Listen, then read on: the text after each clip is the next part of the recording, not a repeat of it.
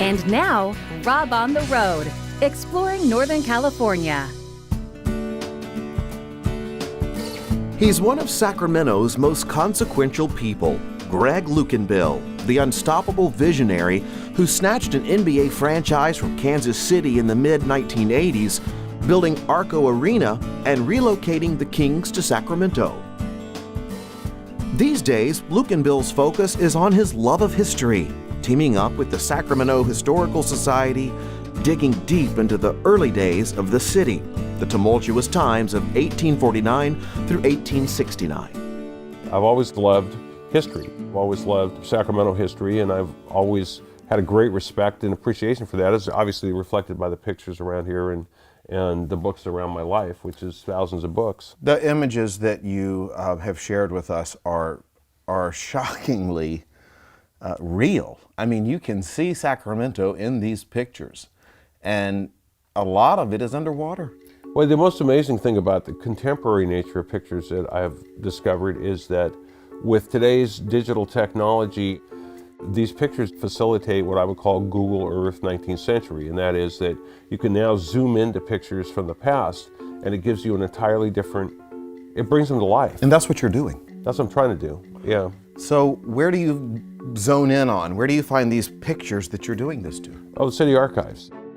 Just look at what Lukenbill is finding. It's a summary of his studies called The Island in the Stream, alluding to early maps of fierce flooding in Sacramento and the moving of massive waterways. What makes this map so extraordinary, in my opinion, is it's a combination of the past and the present relative to the old location of the American River there. I mean, what we did was, we're the only place in the probably on the planet that actually built the city in the riverbed and then moved the river. See, we moved the river from here to here. So this shows it. This is where it was. Right, and this is where it is. And this is where it was, and this is where it is. And there's so much more, from images that use technology to show the building of Sacramento's foundation to stunning images of the original grids mapping out city streets, like this one hanging in his living room. This will blow your mind. So this is the same picture, and this is what zooming in complements of today's technology will do for the clarity of what's in the background on that picture.